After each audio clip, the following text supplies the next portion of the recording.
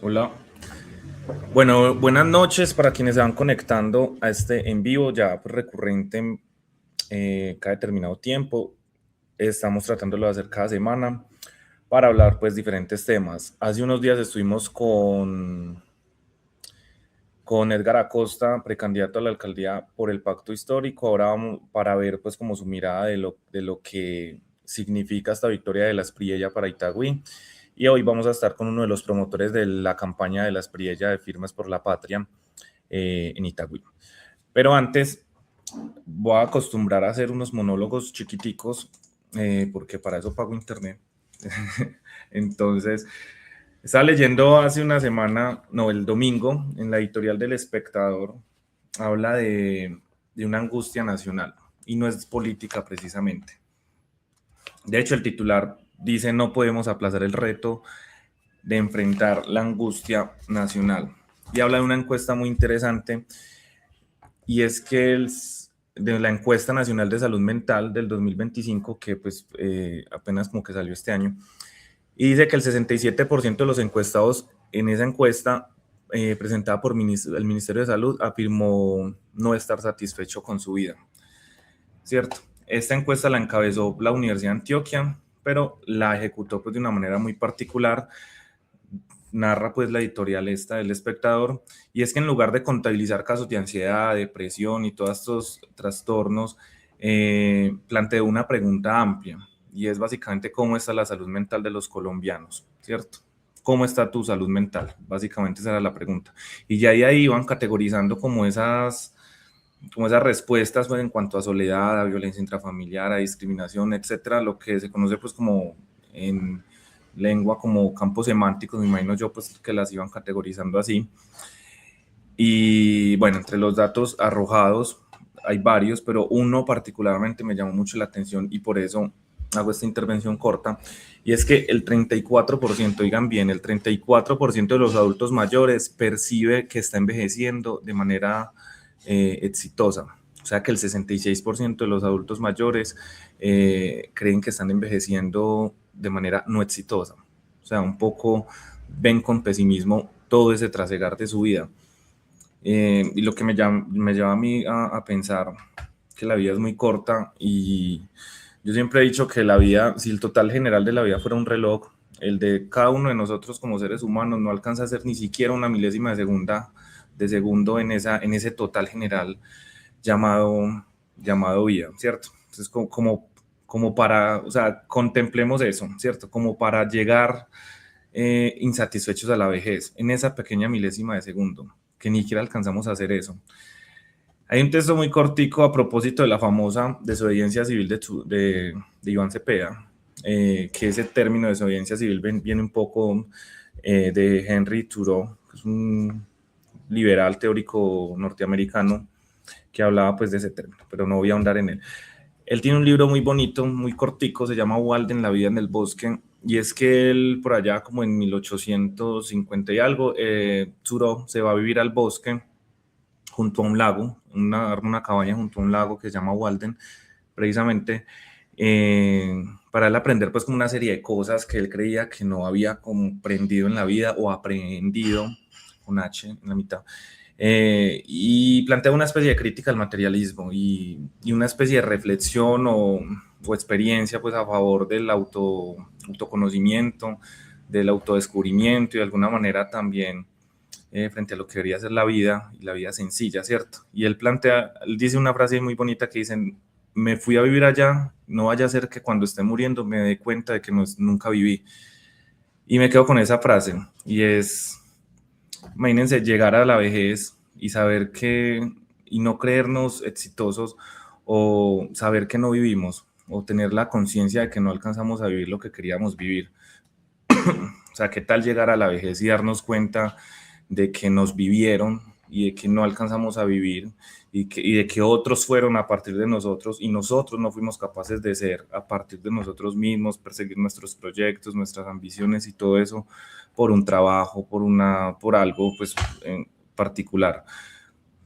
Yo creo que ese tipo de estadísticas prenden un poco las alertas o nos lleva también por lo menos a mí me lleva a reconsiderar la finitud de la vida, que la vida es demasiado cortica como para que caigamos en ese porcentaje de los adultos mayores en algún momento, porque si vivimos, pues vamos a llegar hasta allá, los que no somos tan adultos, y llegar allá y saber que no vivimos, que nos vivieron o que no alcanzamos a ser lo exitosos que queríamos ser.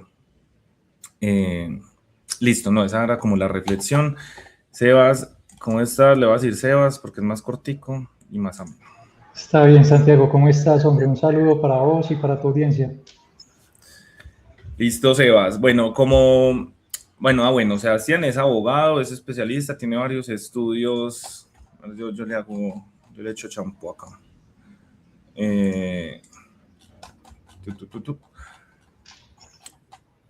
Bueno, Sebastián fue candidato al Consejo en el 2019 por el Centro Democrático, sacó cerca de casi 800 votos, abogado especialista en Derecho Empresarial, en Contratación Estatal, candidato a Magíster en Derecho, y ha ocupado pues diferentes cargos, sobre todo acá en Itagüí, líder de Educación Superior en Itagüí, ha estado en la Secretaría de Educación de Itagüí.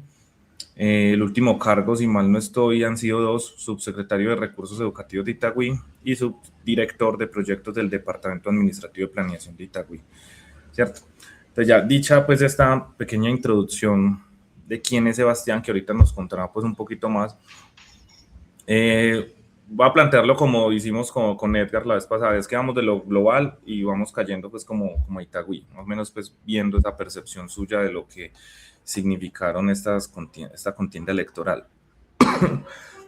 Pero antes, Sebas, cuéntenos, aparte de lo que acabo de decir, ¿quién es Sebastián Ramos? Pues, hombre, Santiago, Sebastián Ramos, si lo hablamos desde lo personal, pues hijo, hermano, padre, un hombre de familia, un hombre tranquilo, un hombre trabajador, digámoslo pues así en términos muy generales desde lo personal, ya desde lo profesional pues vos ya abarcaste mucho, mucho del tema y finalmente pues una persona enamorada del servicio, servir a las personas, obviamente con un enfoque muy hacia servir a mi municipio, a Itagüí, el municipio que nos lo ha dado todo. Lo digo que nos lo ha dado todo porque nosotros, y cuando hablo de nosotros me refiero pues a mí, a mi familia, hemos sido empresarios y en el municipio de Itagüí encontramos un bonito arraigo que nos ha permitido crecer y nos enamoramos de esta ciudad y por eso pues estamos en estos escenarios. Listo, Sebas, muchas gracias. Entonces, bueno, ya vámonos a lo global. ¿Por qué cree que la campaña de Abelardo, precisamente Abelardo de las Espriella, logró concentrar como todo ese voto antipetrista? Porque de alguna manera esas elecciones pasadas fueron un plebiscito alrededor de Petro. ¿Por qué Abelardo logró, qué hizo para lograr recoger como todo ese voto antipetrista y qué hizo pues como exitosa esa campaña de Abelardo? Abelardo de las Espriella se convierte en un fenómeno político sin precedentes en la historia de Colombia. Es un outsider político, una persona que no había estado en la política, o por lo menos no directamente, y genera una gran expectativa en el pueblo colombiano, una expectativa también muy relacionada con una renovación, con una propuesta diferente y con algo que él lo enmarcó muchísimo entre su campaña, los de nunca y los de siempre. Entonces él, incluyéndose en los de nunca, hace una propuesta política que realmente resuena con las necesidades del pueblo colombiano. Si nosotros nos ponemos a mirar, pues esto es algo que el pueblo muchas veces lo reclamaba y desde su posición de outsider político y como empresario, entonces logra enamorar a este pueblo que finalmente le responde con una importantísima votación y teniendo en cuenta que lo hizo sin maquinarias y sin estructuras políticas. Un gobierno nacional con una gran estructura de cargos, de funcionarios, de contratistas, y a pesar de eso, Abelardo de la Espriella demuestra que sí puede haber una política diferente. Entonces yo creo que esto es como lo principal, además obviamente de una situación compleja del país. Si miramos en temas de seguridad, hemos retrocedido 30 años en seguridad, volvimos nuevamente a una época oscura de atentados, de que nos paralizan las carreteras, tomas guerrilleras, muchas Pero sí situaciones, la podemos decir que salud, la retrocedimos industria. a los 90 prácticamente. De Santiago, yo creo que sí hubo un gran crecimiento de los grupos al margen de la ley durante este gobierno y pues y metiéndonos en un poco del tema de la paz total, de la propuesta pues del gobierno de Gustavo Petro, yo creo que sí desmejoró mucho la seguridad en términos generales en Colombia y eso se evidencia. Finalmente, pues lo vemos representado en situaciones complejas que se vieron en campaña como voto de fusil, por ejemplo, ¿no?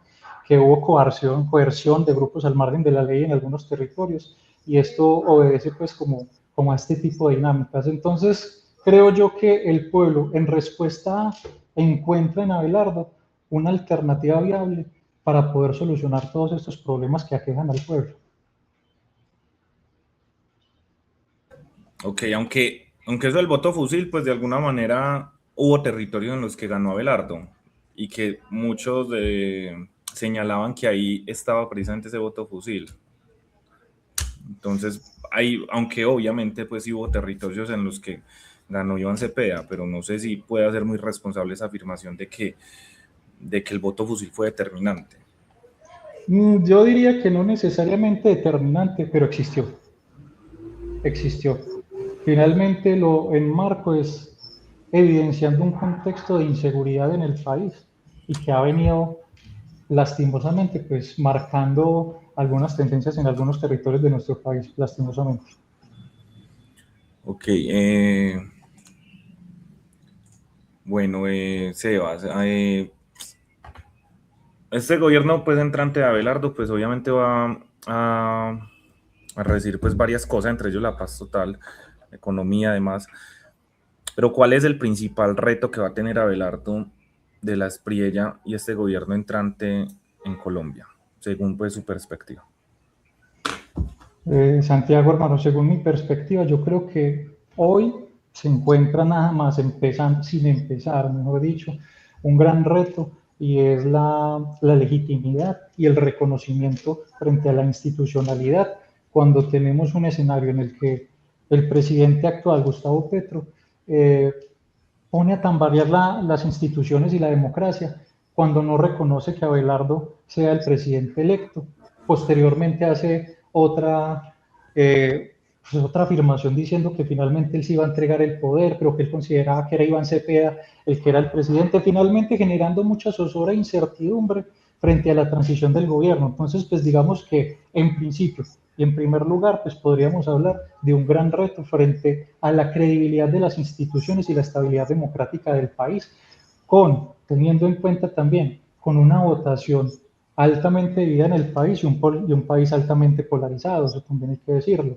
Entonces, el gran reto de Abelardo de la Espriella, en principio, será gobernar para todo el país, porque finalmente es el presidente de todos los colombianos y esperamos entonces que pueda hacer acercamientos con diferentes sectores para entender las necesidades del pueblo colombiano y entender toda la otra gran cantidad de personas y ciudadanos que votaron por Iván Cepeda, porque finalmente fue una diferencia realmente pequeña. Entonces yo creo que ahí hay un gran reto y es poder entonces generar concertaciones para poder gobernar para todos los colombianos. Y lo que lo mencionaba al principio, pues nada más entrando, hay unos grandes retos frente a la estabilidad democrática y la credibilidad en la institucionalidad.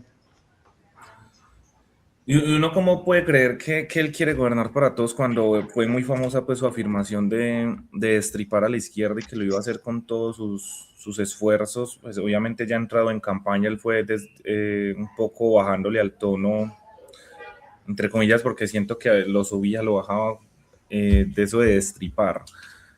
Y de hecho hubo un activista en Estados Unidos, Beto Coral, que antes de su captura Abelardo ya había tuiteado algo como que se vienen sorpresas hoy para el país, algo así, tuiteó como si tuviera una injerencia allá en Estados Unidos para de alguna manera tener presos políticos, porque Beto Coral en ese instante, uno lo podría decir que fue un preso político por cómo pensaba desde el activismo en contra de Abelardo.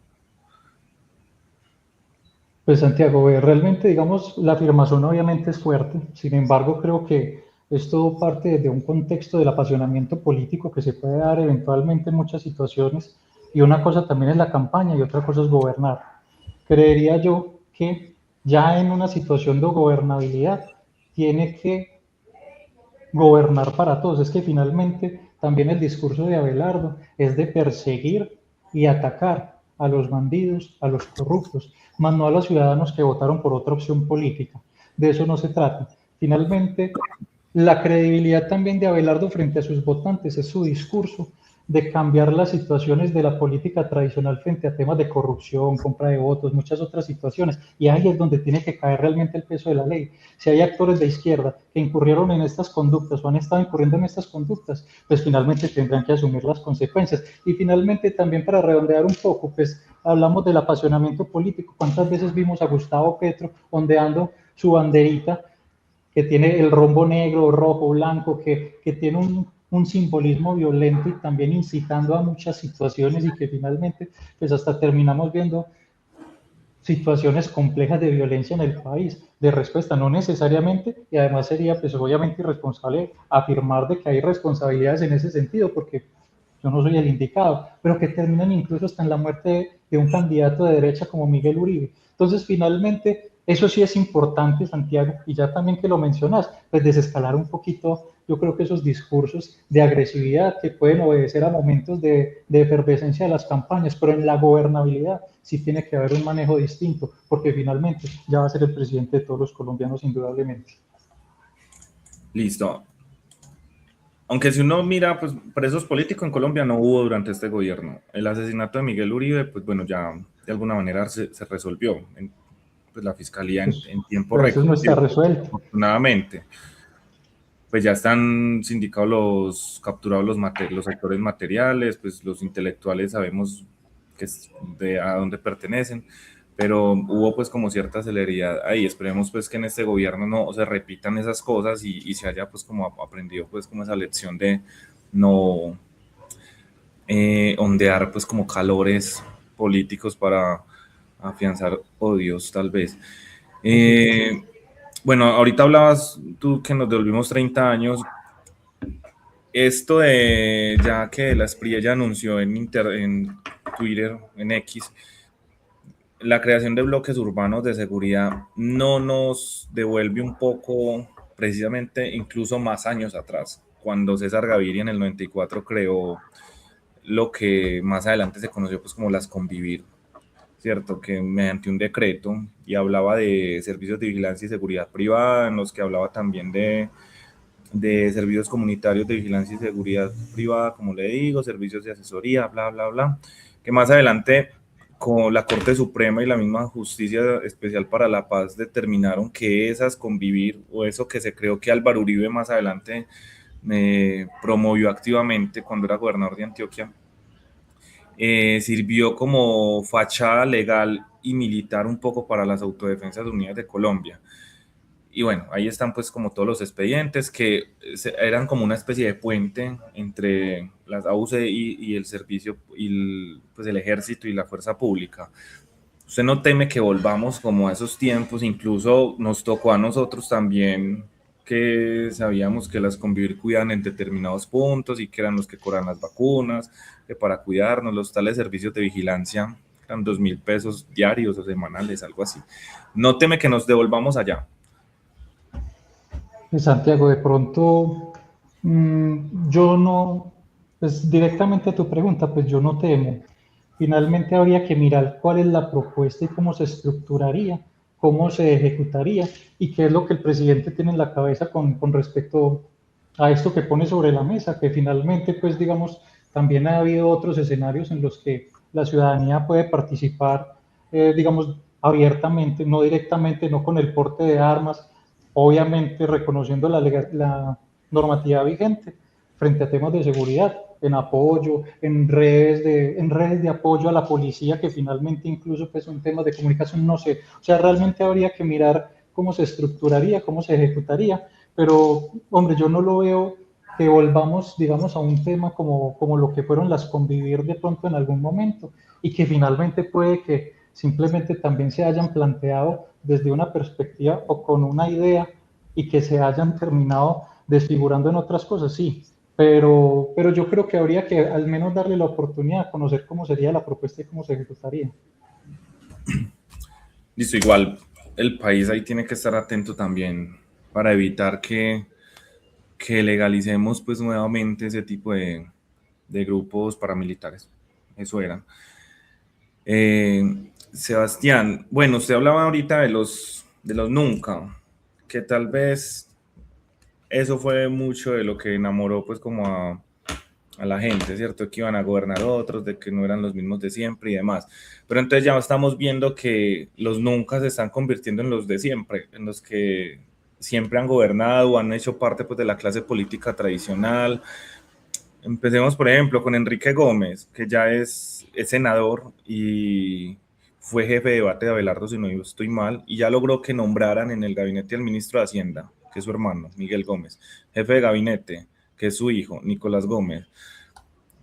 Jaime Andrés Beltrán, por ejemplo, exalcalde de Bucaramanga, que perdió pues la calidad de alcalde por doble militancia, que tiene un escándalo, una investigación en Contraloría y en Fiscalía por posible detrimento patrimonial de cerca de 46 mil millones de pesos de unas platas como de unas chatarras, unas luminarias, que las pruebas incluyen, estaba leyendo en cambio, más de 40 folios, grabaciones y demás, bitácoras de ingresos a depósitos y múltiples pues anexos. De hecho, inicialmente la cifra era de 21 mil millones y ascendió, determinaron que eran más de 46 mil millones de pesos. Entonces ahí vamos viendo un poquito. Ministro de Medio Ambiente, Fabio Arjona, fue viceministro de Ambiente durante el gobierno de Ernesto Samper. Ministro de Transporte, ministra Elsa Noguera, de las Priellas, no sabía que se apellidaba así. Sobrina política de Fuad Char, el patriarca pues del clan político de los Char en el Caribe. Secretaria de Hacienda de Alejandro Char, su esposo fue condenado por narcotráfico a 84 meses de prisión en el 2007. Entonces ahí vemos ya la cuota de los Char, por lo menos por la parte del Sanoguera, ya está, ¿cierto? Incluso fue mencionada, creo que en el caso de Nicolás Petro, de unos contratos y demás, pero esa parte pues no se logró determinar. Ya se está mencionando incluso a la hija de Efraín Cepeda como ministra de Cultura, pero no se ha oficializado pues ese nombramiento. Entonces, ¿cómo creer en eso de los nunca, en esa narrativa de los nunca, cuando ya estamos viendo que los de siempre son los que están llegando y que inevitablemente, seguramente a Abelardo le va a tocar negociar con los de siempre en el Congreso para que pasen sus proyectos? Pues Santiago, realmente pues todo el país en este momento estamos a la expectativa del nombramiento del nuevo gabinete del presidente Abelardo de la Espriella. Indudablemente pues en algunos escenarios también tendrá que rodearse de las personas que tengan la idoneidad y la experiencia y finalmente pues personas con experiencia en lo público pues probablemente ya hayan tenido que haber ejercido alguna función desde lo público o alguna experiencia en gobiernos anteriores que finalmente pues es necesario, ¿no? Porque hay que rodearse de los que más saben, así como él lo dijo en algún momento cuando escogió su fórmula vicepresidencial, que también ya había sido ministro en algún momento, pero que él busca es rodearse de personas con idoneidad para que lo ayuden a gobernar de la mejor manera. Tal vez que se pueda mencionar en algún momento que alguna de estas personas pueda tener investigaciones. Hombre, interesante, pero yo creo que si Abelardo de la Espriella, que también desde su discurso, desde la campaña, hablaba de una extrema coherencia, pues finalmente si alguna de estas personas realmente se ve inmersa en una cuestión y que finalmente haya una autoridad que determine que tienen una responsabilidad frente a temas de corrupción, yo creo que tiene que ser categórico y finalmente tomar decisiones frente a las personas que le está acercando también a su grupo político. Esa es la expectativa que tenemos todos y además con lo que vos terminaste también, si eventualmente y en algún momento dentro de las coyunturas políticas que se dan dentro del orden nacional, pues tendrá que sentarse con las bancadas del Congreso para poder llevar y ejecutar los proyectos que él tiene. Pues vamos a mirar también cómo va a ser la dinámica. Sin embargo, pues respetando y digamos la ideología y lo que ha representado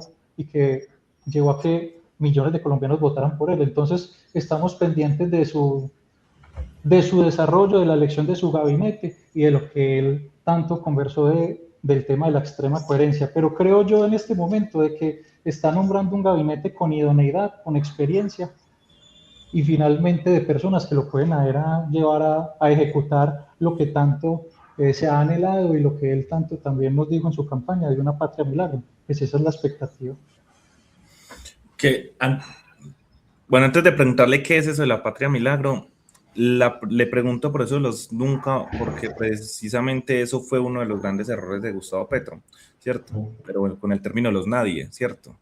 Que terminó pues favoreciendo a clanes políticos, creo que los Shark estuvieron ahí, bueno, Benedetti, Roy, todo eso, que son discursos de campaña un poco peligrosos y contraproducentes en el sentido, lo que decías tú, en algún momento tienen que negociar con la clase política tradicional, ¿cierto? Que son los que están de alguna manera en el Congreso. Listo, entonces, ¿qué es esa patria milagro?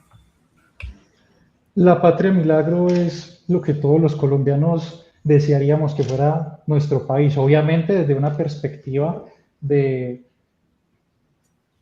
de la ideología que lleva también a Abelardo a estar en esta campaña. Seguridad, salud, dignidad. Pues digamos que es, digamos, un discurso, digamos, teleológico, finalístico, frente a lo que realmente debería convertirse el país. Finalmente, también desde algo que es uno de los pilares de la campaña de Abelardo de la Espriella y que creo que es fundamental, la construcción de la patria milagro se puede hacer desde la misma base de una constitución política como la de 1991, que es una constitución de un Estado social de derecho y que permitiría que todos podamos vivir de una mejor manera. Obviamente no se va a construir un país perfecto, pero es una visión simplemente del país que todos quisiéramos y en el que todos quisiéramos vivir, por así decirlo.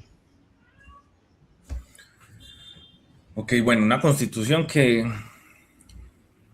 terminó pues Abelardo de alguna manera convirtiéndose en el defensor de la constitución precisamente por todo esto de la constituyente y demás. Un poco como curiosa la cosa. Bueno, por acá ya me dicen que yo lo estoy acorralando, no sé qué, yo siento que estamos bien, ¿cierto? Pues la gracia es también Estamos hacer preguntas conversando. incómodas. Pues. Bueno, entonces vamos cayendo a Itagüí. Entonces, Juan Sebastián Ramos, una pregunta que de entrada pues ya me hicieron varios y me surge también. Teníamos a Carlos Andrés Trujillo apoyando de alguna manera a Iván Cepeda, pues no de frente, pero sabíamos por qué, pero era obvio. A Iván Cepeda y teníamos otros actores políticos, entre ellos usted, veedores, Ninelli, por ejemplo, Julio Restrepo en esa segunda vuelta y bueno, se me escapan otros nombres, apoyando a Abelardo de las Priellas, ¿cierto? Pero entonces me surge una duda, usted trabajó en el gobierno, en el actual gobierno, ¿cierto? En Subsecretaría de Educación de Diego Torres. ¿Cómo fue esa salida ahí del gobierno de Diego Torres? ¿Por qué le dio por apoyar a Abelardo de las Priella y no, por ejemplo, Iván Cepeda, que era el candidato del oficialismo acá en Itagüí? Pues Santiago B, nosotros, y vuelvo y repito, cuando me refiero a nosotros, me refiero a mi familia y también a nuestro círculo cercano, digamos, de amigos o personas que nos han acompañado pues en muchas cosas. Nosotros hemos sido más de centro derecha o llamémoslo una derecha democrática. Nosotros inicialmente creemos que el equipo de Antioquia, estando en el Partido Conservador, que es un partido tradicionalmente, históricamente en Colombia de centro derecha, pues iba a ser afín, digamos, a estos temas ideológicos y de convicciones de partido. Sin embargo, cuando nosotros empezamos a ver de que por parte de este equipo empieza a haber acercamientos y afinidad con Gustavo Petro, nosotros ya empezamos a sentirnos incómodos. Y nosotros hemos tenido una gran bendición, Santiago, y es que nosotros el ejercicio político y de lo público lo hemos hecho más por convicción que por depender de algún puesto. Finalmente esto nos ha permitido tener alguna movilidad y cuando nosotros entonces ya nos vimos también en alguna situación incómoda y también que finalmente tomaron algunas decisiones administrativas que fueron la gota que rebasó el vaso, que rebosó el vaso, nosotros decidimos hacernos a un lado y apoyar movimientos políticos con los que nosotros nos sintamos cómodos y que podamos con coherencia y con convicción estar tranquilos. Nosotros no podemos estar en equipos políticos que estén apoyando movimientos de izquierda o la ideología de la izquierda en Colombia. Es un tema de convicción y de postura política que nosotros lo tenemos muy claro y hemos sido muy firmes con esto. Cuando habla Juan Sebastián de nosotros, ¿habla de qué? ¿De un equipo político acá? Por acá me mencionan a Carlos Arturo Betancur. Ah, ¿de quiénes hablamos cuando hablamos de nosotros? No, Carlos Arturo Betancur, no. No, No, por acá nosotros, me pues, mencionaron que si viene el no, equipo de no, Carlos Arturo Betancur como su hermano. el hermano de quién, disculpa. Me imagino que el suyo. No, no, yo tengo dos hermanas. No, no, cuando yo digo nosotros, nos referimos, vuelvo y te digo, a mi familia, mi padre que ha sido siempre un respaldo y un apoyo y un actor político también desde hace algún tiempo en el municipio de Itagüí y un equipo que nos ha respaldado. Listo. Ok, bueno, por acá estoy tomando varias preguntas que ya hicieron en los comentarios de la publicación de la invitación pues a este en vivo y que están haciendo por acá. Para que después no digan que estoy libreteado y que me... Entonces, habla que con la nueva estrategia del presidente entrante, o sea, de Abelardo, que si usted cree que realmente va a haber un alejamiento total o va a haber un acercamiento con el ex senador Carlos Andrés Trujillo desde Bogotá, pues desde el gobierno central. Porque bueno, ya incluso ya Abelardo de la Espriella mencionó puntualmente a Carlos Andrés Trujillo. ¿Usted cree que lo va a suertear del todo o en algún momento puede que Abelardo lo vaya a necesitar, tanto a él como a los dos congresistas pues que hay de Carlos Andrés allá, que serán Daniel Restrepo y Jaime Cano? Pues Santiago, serán las decisiones del presidente en su momento, sin embargo, como vos mismo lo mencionas, él fue muy categórico al referirse directamente a Carlos Andrés Trujillo, a su equipo político y a situaciones que Abelardo lo menciona, pues sí fue en un video que fue realmente muy puntual. Yo creo que Abelardo, vuelvo y digo, frente a lo que estábamos hablando ahora, él siempre ha hablado de un tema de una extrema coherencia. Pues no sé hasta qué punto dentro de sus decisiones más adelante pueda tener en cuenta de pronto acercamientos con el equipo de Antioquia, pero creería yo, por sus palabras y por la coherencia que él profesa, que yo no creo que sea fácil. Ok, Gustavo Ramos es su papá, ¿cierto? Sí, así es. ¿Ustedes han hecho parte del equipo de Carlos Arturo Betancur en algún momento? Uf, hace muchos años, cuando mi Por eso papá sí, pero en tuvo algún momento. una primera participación por allá política, sí estuve en algún momento en el equipo de Carlos Arturo. Empezaron, o bueno, usted empezó tal vez por ahí, por esos lados. No, realmente mi primera participación política fue con el Centro Democrático En el 2019. directamente, en el 2019. Bueno, ahora entrémonos mucho más a Itagüí. Tenemos entonces dos exalcaldes, León Mario Bedoya y Carlos Arturo Betancur, que quieren pues volver a ser alcaldes. Carlos Arturo Betancur. Perdón, León Mario Bedoya y Carlos Andrés Ah, Trujillo, Carlos Andrés Trujillo. ok, Que como ok. estamos hablando de este hombre. Entonces Trujillo y León Mario quieren volver a ser alcalde, ¿cierto? Hay una tercera vía, entre comillas, que sería Rosa Acevedo. ¿Usted cómo ve, usted ve viable una candidatura apadrinada por Abelardo, pues por esta campaña de Firmes por la Patria o este proyecto político del que estamos hablando? ¿O es difícil acá? O sea, ¿cómo traducir esos 106.000, ¿cierto? 106.000 votos que es 109.000 votos que se obtuvieron en Itagüí para Abelardo? ¿Cómo traducir eso o endosarle eso a un candidato o candidata para derrotar a esos dos exalcaldes pues, que quieren como llegar allá al poder? Pues yo diría, Santiago, que hoy hay un terreno abonado para que se presenten nuevas opciones. Finalmente, en algunas conversaciones, comentarios en redes sociales, la gente muchas veces está pidiendo es renovación. En la campaña de Abelardo de la Espriella sienta un precedente de que sí se puede hacer una política diferente por fuera de las estructuras y las maquinarias políticas.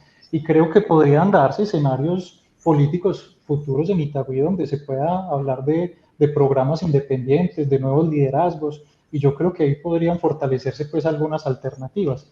Finalmente, pues también digamos que vos lo mencionás y lo preguntas directamente digamos, de defensores de la patria. Es el movimiento de Abelardo, Defensores de la Patria, u otros actores políticos que puedan apoyar candidaturas en Itagüí, pues podría darse la posibilidad. Sin embargo, pues hoy están en un momento coyuntural y tratando de fortalecer un empalme, pero puede que sí se puedan dar escenarios así. Es que finalmente yo creo que hay un sentimiento generalizado, un antes y un después desde la campaña de Belardo, que puede sentar precedentes interesantes para la construcción de nuevos proyectos políticos en todos los territorios, no solo en Itagüí.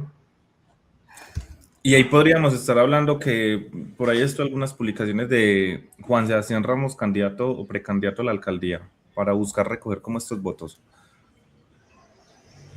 Pues hombre, Santiago, yo creo que para cualquier persona que ame profundamente a su municipio, Itagüí, pues en este caso, sería una oportunidad muy bonita poderle servir a su municipio de un escenario como una alcaldía de Itagüí. Y eso sería un honor y yo me incluyo entre esas personas.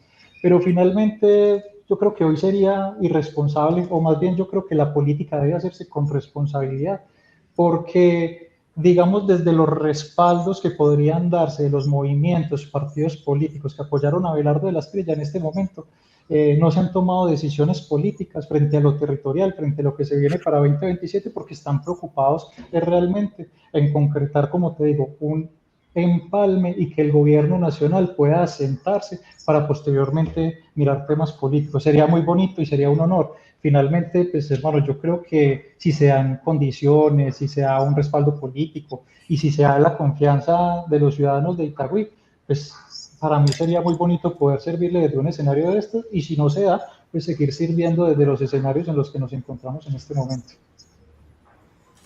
¿Y quiénes debería haber en ese acompañamiento político del que usted habla acá en Itagüí para que o bien sea usted el precandidato o sea otro, pero qué actores políticos cree usted que en Itagüí deben confluir para darle nombre o darle pues personalidad de alguna manera a esa votación tan grande pues de Abelardo acá en Itagüí?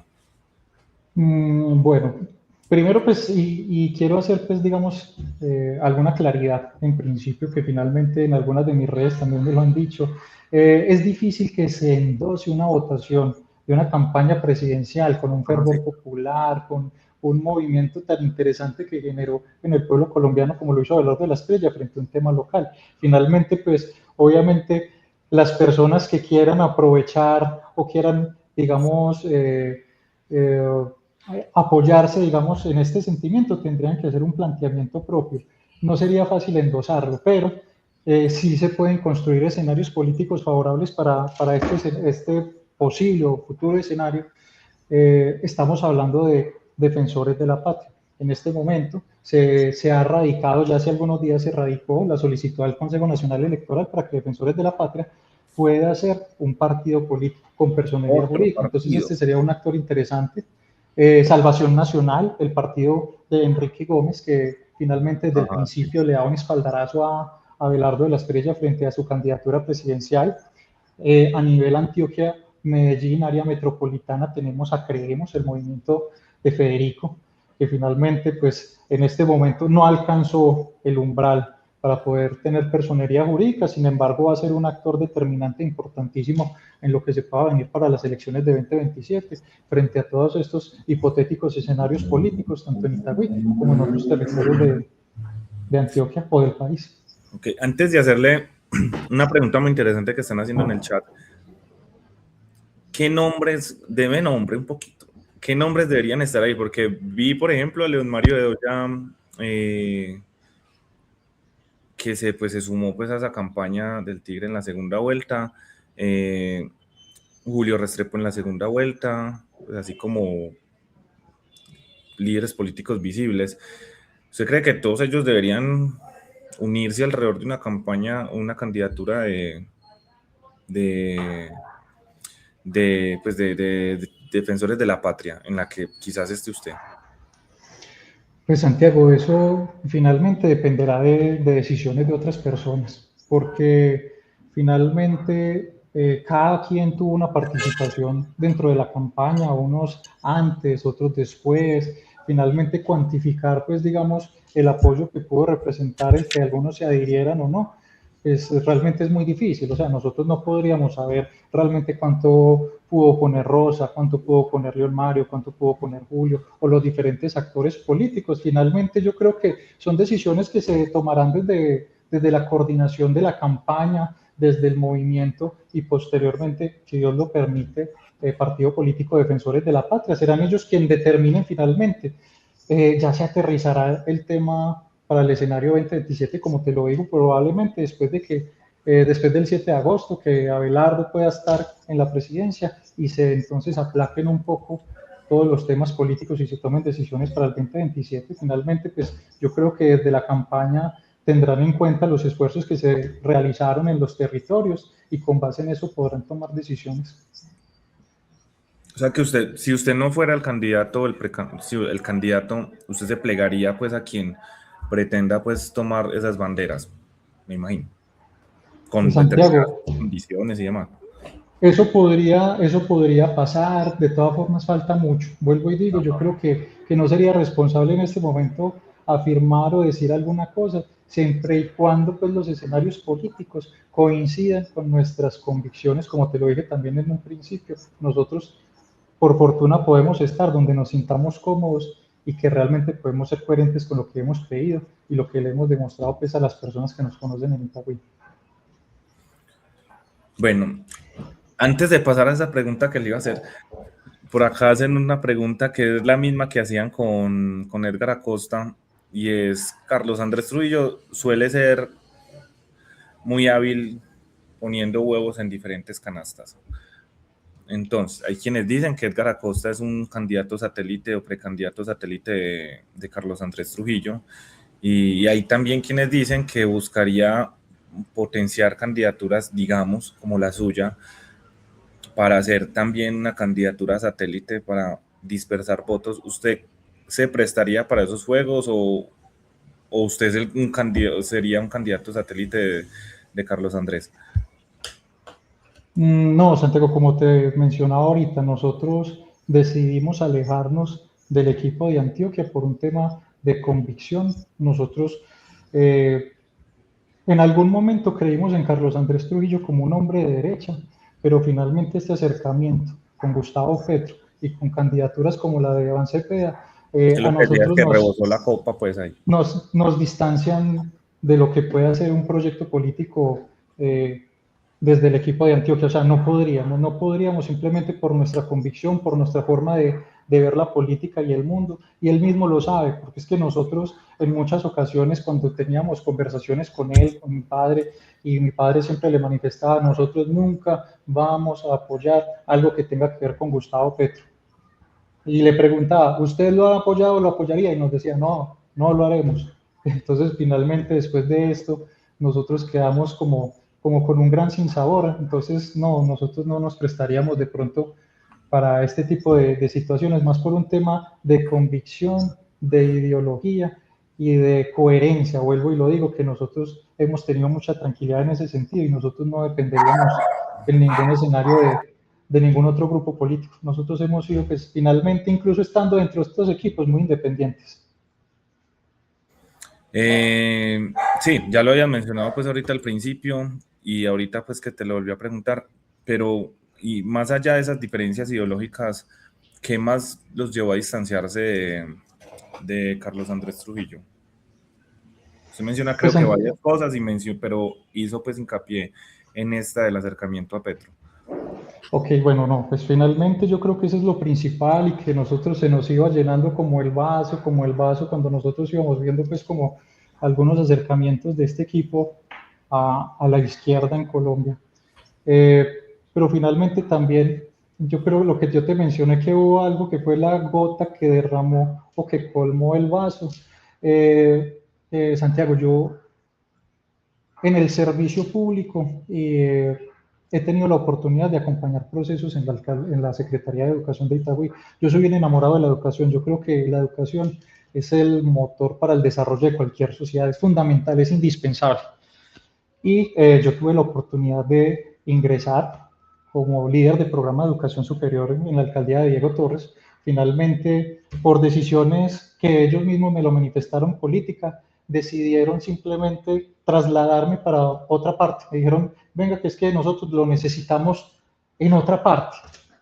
Los amigos, los cercanos, los conocidos que he tenido en la administración saben de mi amor por la educación y yo simplemente dije, yo no quiero servir en otro escenario con esta incomodidad que tenemos con el escenario político global, con los temas de acercamiento con Gustavo Petro y aparte de que me digan de que se tiene que ir sí o sí para otra parte porque es una decisión tomada y es un tema político y lo tiene que hacer.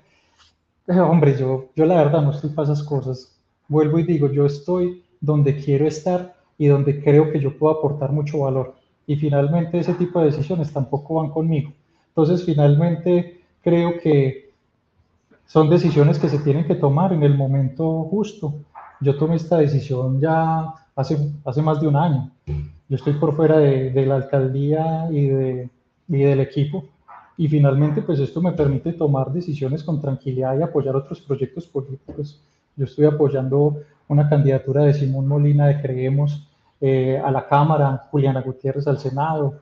Entonces nos permitió también estar en un lugar donde nos sentamos tranquilos. No te escucho. Que por acá ya, cierto, sí. La pregunta que te iba a hacer, bueno, que hicieron realmente, dice, ¿qué dinámicas de comportamiento electoral y alineación de estructuras políticas locales explican ese respaldo de los 109.000 votos? Ya, pues, usted me explicaba un poco, pero ahondemos un poquito en eso, de la Espriella, ¿cierto? Pues los 109.000 votos de la Espriella. Dice, ¿podríamos estar ante un escenario de voto estratégico o fraccionamiento de las estructuras tradicionales en el municipio? Pues Santiago, realmente pues esa es una, digamos, de las lecturas interesantes que se pueden hacer.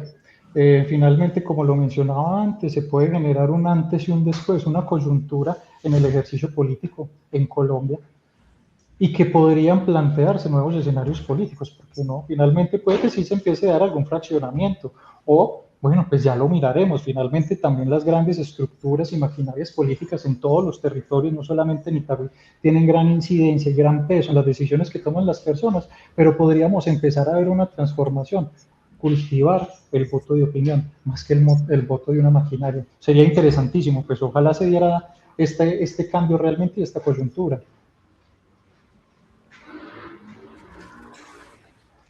Bueno, por acá usted mencionó que trabajó pues en educación superior acá en Itagüí, en la SUBSE. Antes de salir, ¿usted qué logró hacer? ¿Qué logró implantar, gestionar para la educación superior acá en el municipio? Bueno, Santiago, pues realmente esto hay que enmarcarlo dentro de un contexto administrativo y es la ejecución de un presupuesto amarrado a un plan de desarrollo. Un Ajá. alcalde es el que determina las líneas sobre lo que se puede trabajar y finalmente los que estamos al interior de una administración nos limitamos a cumplir con los objetivos plasmados en un plan de desarrollo. Digamos, el poco tiempo en el que yo pude estar, hice un planteamiento de un nuevo decreto donde se condensan todas las necesidades de educación superior del municipio. Yo fui, pues, gracias a mi formación como abogado, quien pudo redactar conociendo las necesidades de la educación superior y pudimos sacar un nuevo decreto para poder entonces seguir satisfaciendo las necesidades de las personas de Itagüí con respecto a este tema. Eso fue uno, digamos, de las cosas que se lograron hacer, pero vuelvo y te lo digo, enmarcado en una guía que es un plan de desarrollo, que eso lo plantea un alcalde desde incluso un programa de gobierno. Entonces, pues simplemente seguimos lineamientos. Eh, ok, por acá preguntan, a ver si, ¿cómo le hago esta pregunta? Usted mencionaba que su padre es empresario, o bueno, ustedes son empresarios de alguna manera. ¿Qué tipo de contratos han tenido con la alcaldía de Itagüí? No sé, arrendamientos y demás, porque ustedes ya tuvieron pues una relación de amistad con la alcaldía de Itagüí. No sé si tuvieron contrataciones y si esas contrataciones se acabaron precisamente por esa postura que que ustedes tomaron de apoyar a Abelardo, o sigue, o eso es una cosa aparte y siguen esas contrataciones, arrendamientos, qué sé yo, y por otra parte está lo ideológico y lo político. No, Santiago, nosotros nunca hemos tenido un vínculo contractual con la alcaldía de Itagüí, en ningún tiempo, en ningún escenario. Simplemente la vinculación que se ha tenido con la alcaldía de Itagüí ha sido los cargos que yo he desempeñado.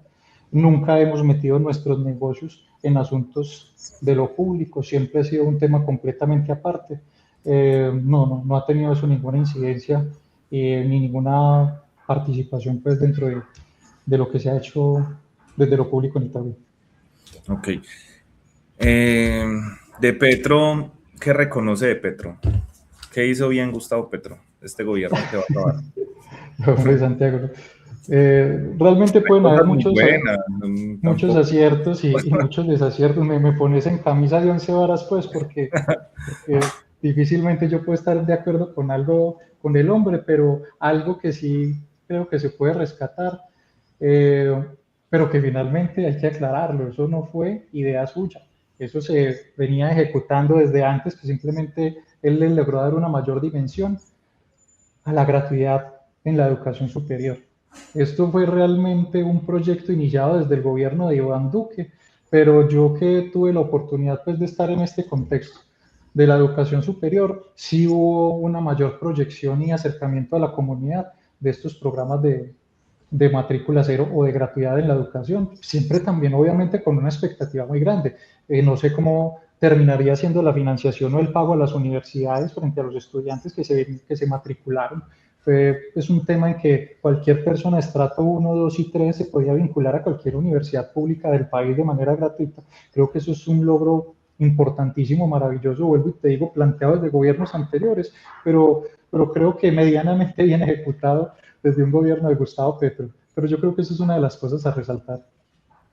Lo de la gratuidad, que aunque viene pues un poco esto del gobierno anterior, él lo potenció pues un poco más, ¿cierto? Y en cuanto a, no sé, a lo laboral, la reforma laboral, ¿qué le pareció? Santiago, uno como empresario, eh, uno tiene una perspectiva de pronto también diferente a lo que se puede dar en lo público.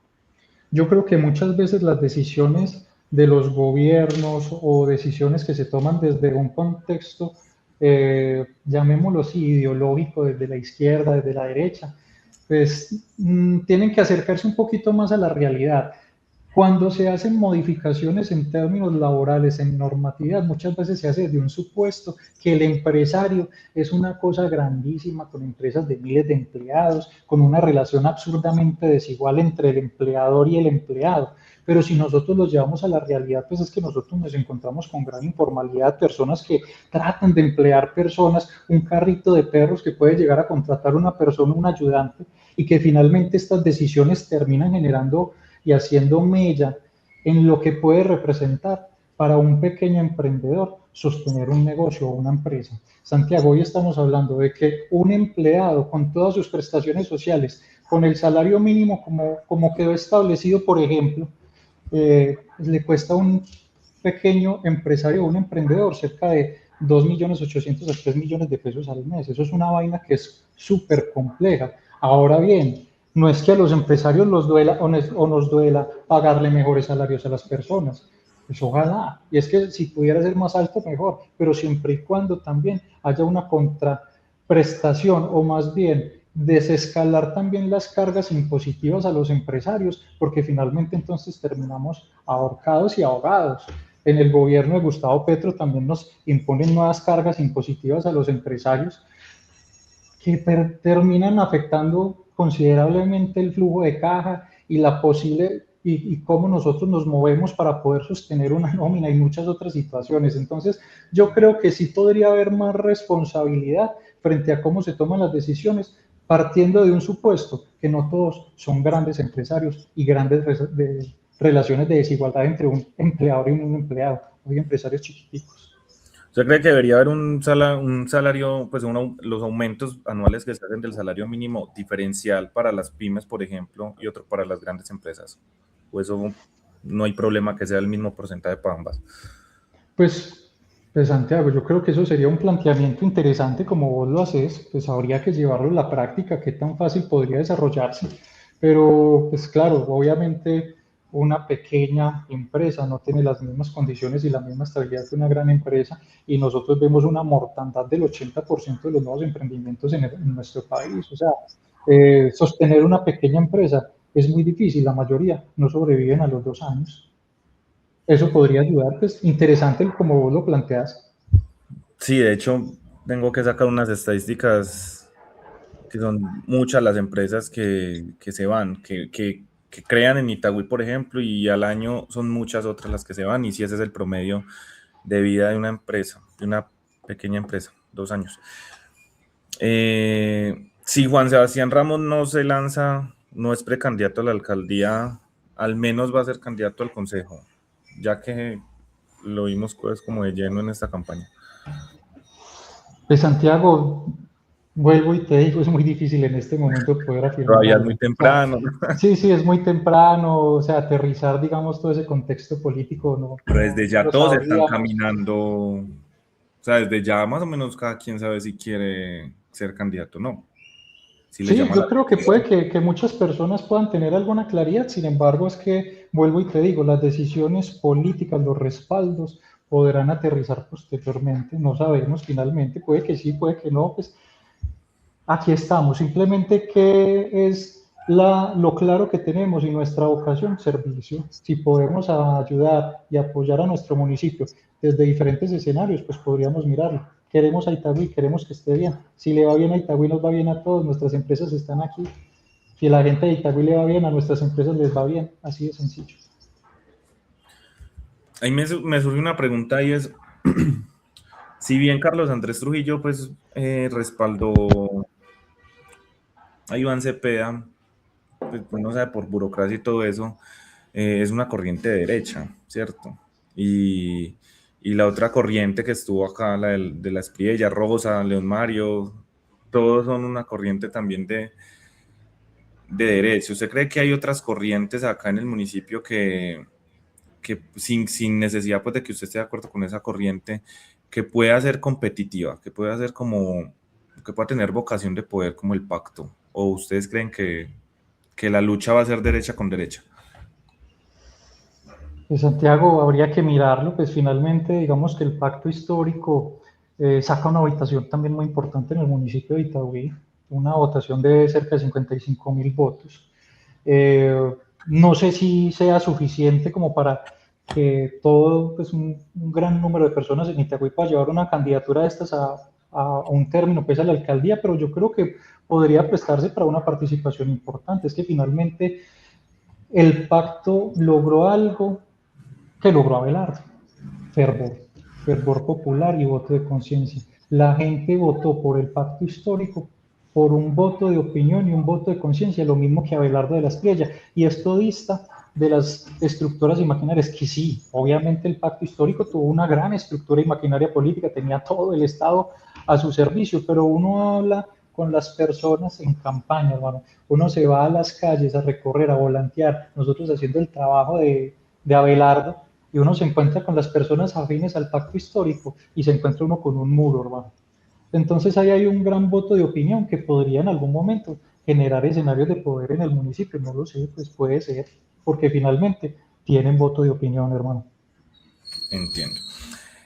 Bueno, Juan Sebastián, una virtud de Carlos Andrés.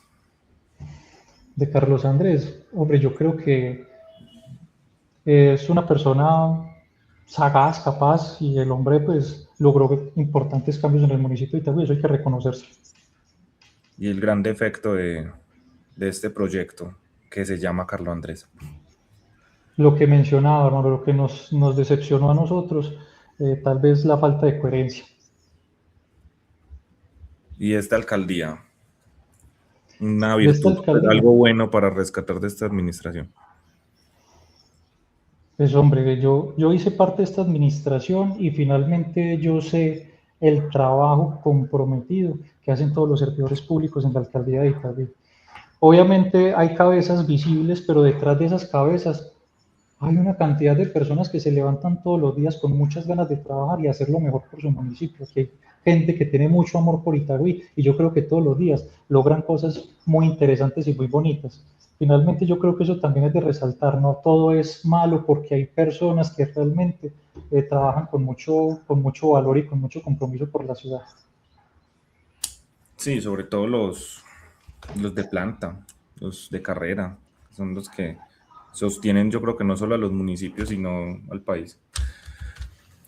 Bueno, Juan Sebastián, para ir terminando por acá, insisten en lo de su padre y lo de usted, que si el Gaula está arrendado al municipio de Itagüí y es propiedad de ustedes. ¿Dónde está el Gaula ahorita? Nosotros lo vendimos. Nosotros Sí. construimos ese edificio y nosotros lo vendimos y el municipio ya lo utilizó para Ah, el se lo Gaula. vendieron a la alcaldía. No, Sí. nosotros se lo vendimos a terceros, a particulares.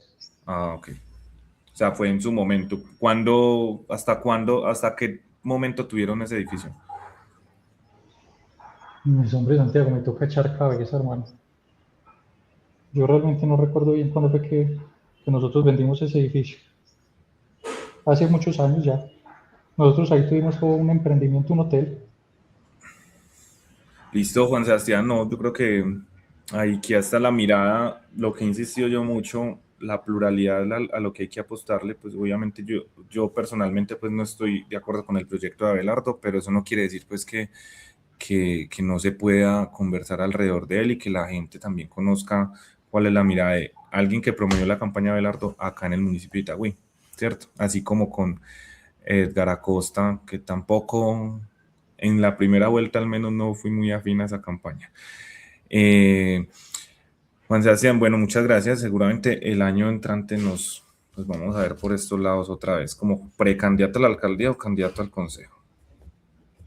Santiago, hermano, muchísimas gracias. Yo creo que estos espacios terminan siendo muy valiosos para la democracia en general, hermano. Vos tenés una buena audiencia, te siguen muchas personas. Creo que son espacios necesarios, hermano. Y finalmente también felicitarte, muy bacana la reflexión que hiciste al principio, súper valiosa, bacano. Qué bueno que pensemos un poquito más en la salud mental. Excelente, hermano. Y muchas gracias por el espacio. Sí, tremendo ese. ¿Usted se siente exitoso en estos momentos de su vida? O sea, usted no va a llegar a viejito y va a decir no fui exitoso. Santiago, es que todavía nos falta tanto para llegar a viejitos. No, vamos a ver qué nos va planteando la vida y yo soy una persona que dice que Dios nos va iluminando el camino y acompañando nuestros pasos. Esperemos que podamos vivir con satisfacción, plenitud y felicidad, que la felicidad son momentos esporádicos en la vida, pero tratamos de trabajar todos los días para poder vivir bien. Listo, súper. Bueno, Sebas, muchas gracias.